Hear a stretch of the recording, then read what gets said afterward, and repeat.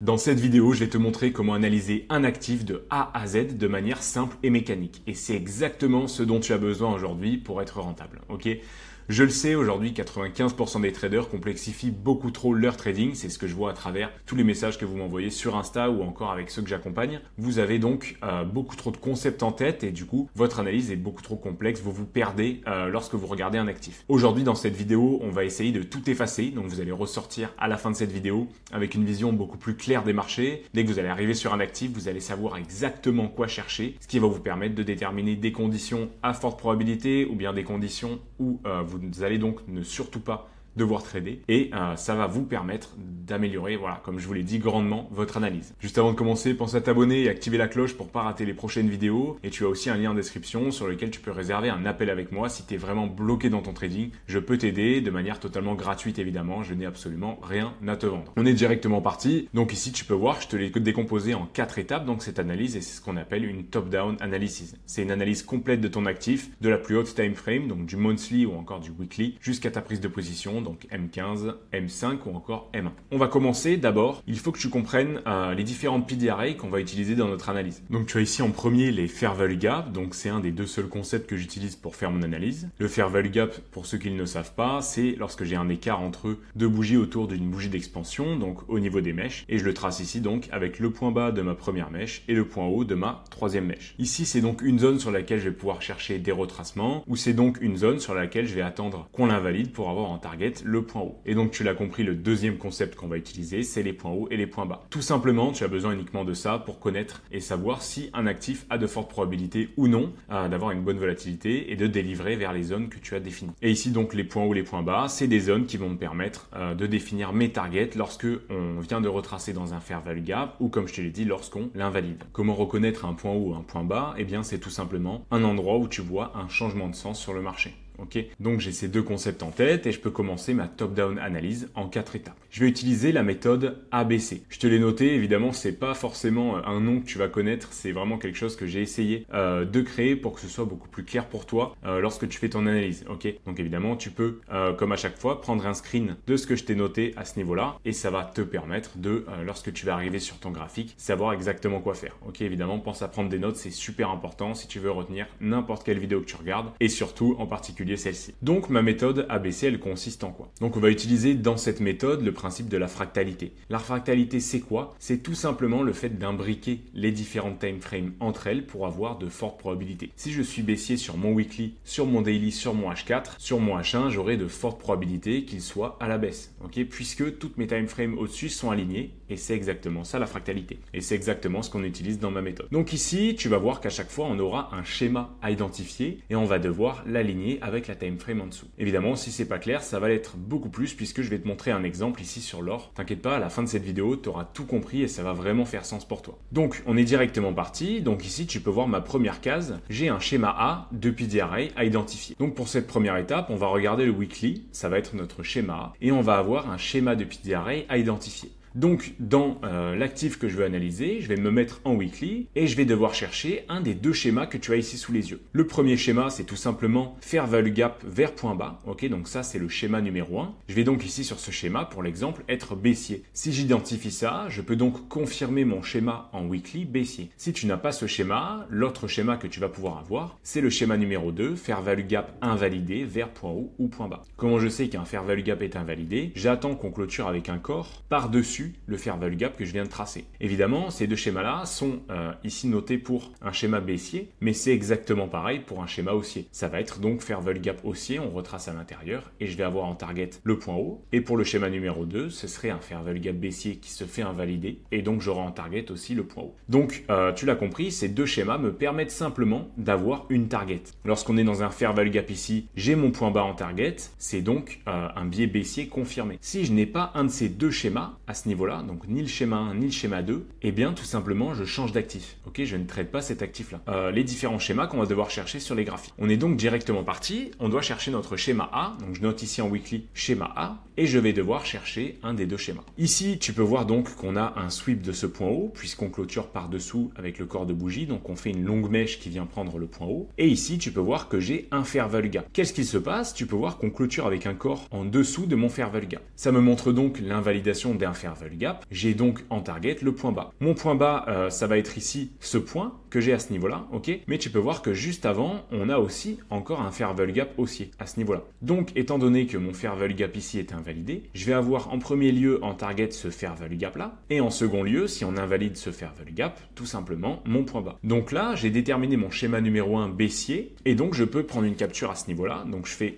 Maj commande S sur TradingView, et je viens la coller tout simplement sur mon template Miro. Donc ici, voilà, j'ai noté mon schéma A, c'est donc, il est donc baissier en weekly. Là, donc tout va faire sens pour la méthode ABC. Maintenant, on va chercher mon schéma B. Schéma B qui est donc une time frame en dessous, ça va être le daily. Donc je vais passer en daily, je vais chercher mon schéma B, donc deux PD array qui délivre dans le sens de notre schéma A, mais du coup en plus petit time frame, donc ici en daily. C'est-à-dire que j'ai mon schéma A qui est déterminé en weekly ici. Pour voir ici, j'ai noté un A qui est baissier, j'ai une target à la baisse. Et donc maintenant, mon schéma B, tu l'as compris, je vais devoir chercher soit le schéma numéro 1, soit le schéma numéro 2, et il va devoir être baissier. Donc je vais devoir chercher un de ces deux schémas-là, fair value gap baissier vers point bas, ou bien fair value gap haussier invalidé vers point bas. Je vais devoir chercher un de ces deux schémas. Pourquoi? Puisque mon schéma A est baissier. Donc je dois chercher quelque chose qui est dans le même sens que mon schéma A pour mon schéma B. Donc ici, je vais passer, comme je te l'ai dit, en daily, et on va attendre qu'un des deux schémas baissiers se crée. Ok? Ici, donc tu peux voir, j'ai ce fair value gap là haussier qui est invalidé, mais on est encore malheureusement dans un fair value gap aussi à ce niveau-là. Donc, je vais pour l'instant pas confirmer mon schéma numéro 1 ni mon schéma numéro 2, donc je n'ai toujours pas de schéma B identifié. Qu'est-ce que je fais à ce moment-là? Eh bien, tout simplement, je ne trade pas sur la paire ou sur l'actif que je viens d'analyser. Qu'est-ce qu'on va faire? On va avancer ici d'une journée. Qu'est-ce qu'il se passe ici dès que j'ai avancé d'une journée? Vous pouvez voir qu'on invalide ce fair value gap haussier avec un gros corps de bougie baissier. Ok, à ce niveau-là, on a un corps de bougie baissier qui clôture en dessous de mon fair value gap haussier. Ça me donne donc mon schéma numéro 2 tout simplement. Vous pouvez voir à ce niveau-là, fair value gap invalidé vers point bas ou point haut. Donc à ce niveau-là, j'ai mon schéma qui est confirmé, donc j'ai ce premier point bas en target et ensuite mon fair value gap en target que j'avais en weekly. J'ai donc ici identifié quoi? Mon schéma B. Donc je vais noter B à ce niveau-là et on a ici le schéma numéro 2. Ok, je peux prendre encore une fois ma capture d'écran et je vais venir le coller sur mon Miro tout simplement. Donc là ici pour mon schéma B, j'ai bien suivi ma méthode ABC, j'ai donc un même biais déterminé pour mon schéma A et pour mon schéma B en utilisant le schéma numéro 1 et le schéma numéro 2. Donc ici voilà, schéma B c'est donc un fair value gap invalidé, j'ai un point bas en target, je suis baissier, et schéma A ici j'ai encore une fois un fair value gap en target et je suis baissier. Là on a donc utilisé la fractalité, tu vois, ça m'a permis de donc en deux time frames trouver le même biais. Donc j'ai déjà de fortes probabilités que le daily délivre à la baisse étant donné que j'ai le weekly qui est aligné avec lui. Et donc maintenant on va passer à la troisième étape, ça va tout simplement être de faire exactement la même chose, mais cette fois-ci, encore une fois, dans une unité de temps plus petite. Et ce travail-là, tu dois le faire jusqu'à arriver à la time frame sur laquelle tu prends tes positions dans ton plan de trading. Si par exemple, tu dois prendre tes positions sur un fair value gap H1, eh bien, tu vas tout simplement descendre donc ici en H4 et ensuite, tu vas chercher un schéma D en H1. Ok, et c'est ce schéma D que tu vas pouvoir trader. Donc ici, nous, on va s'arrêter au H4 et on va donc chercher un schéma C de PD array qui délivre dans le même sens que notre schéma B et que notre schéma A. Donc je vais passer ici en H4. Qu'est-ce que j'ai à ce niveau-là?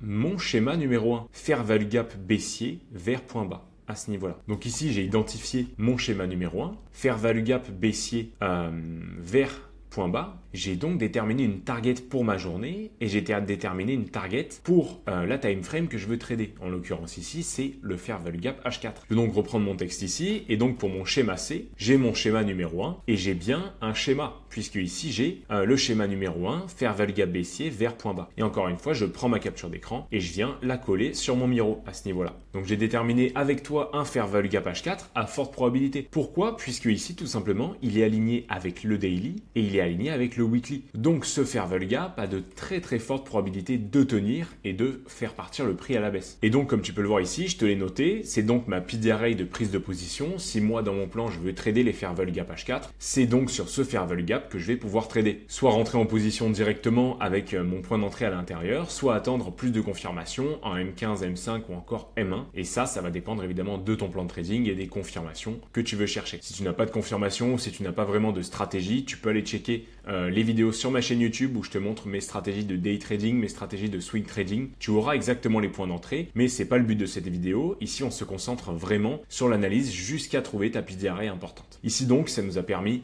cette analyse, cette méthode ABC en 4 étapes, de trouver soit ma piste d'arrêt de prise de position, soit si j'avais pas trouvé de piste d'arrêt sur mon schéma C, ok, ou sur mon schéma D si je voulais chercher un fair value gap H1. Donc si j'avais pas de piste d'arrêt, pas de trading, donc je mets ma paire de côté et je place une alerte. Ok, je place une alerte pour attendre moi par exemple la création d'un fair value gap sur lequel je vais pouvoir trader ou l'invalidation d'un fair value gap sur lequel je vais pouvoir trader. Donc pour tracer vos alertes, vous pouvez soit vous mettre un minuteur toutes les 4 heures qui va vous permettre de rechecker les graphiques et voir si on crée un fair value gap ou pas. Ou tout simplement, vous pouvez utiliser cet indicateur-là que j'utilise, donc fair value gap avec un S à la fin et CE, plus alert simple method. C'est un indicateur qui va vous permettre de placer une alerte lorsque vous avez un fair value gap qui se crée. Okay. Comment rajouter l'alerte? Vous cliquez ici en haut à gauche sur l'indicateur, vous vous mettez sur les 3 petits points et vous cliquez, donc vous aurez une case ici, ajouter une alerte sur fair value gap et vous notez fair value gap baissier créé et vous mettez une alerte lorsque le fair value gap se crée. Vous allez voir donc évidemment c'est dans les réglages de cet indicateur et là je peux pas vous le montrer puisque on est en replay. Voilà pour cet indicateur, ça va vous permettre de avoir une notification TradingView à chaque fois que vous avez un fair value gap qui se crée. C'est super intéressant pour les gens qui sont pas tout le temps sur les graphiques, donc si aujourd'hui tu as un travail à côté, c'est un indicateur qu'il faut que tu installes sur ton graphique. Ok ? Voilà donc pour la méthode, tu l'as vu, c'est super simple, on utilise uniquement 2 concepts et on arrive à identifier une piste d'arrêt à forte probabilité. J'espère que ça va t'aider, je te dis à la prochaine, c'était Bruce.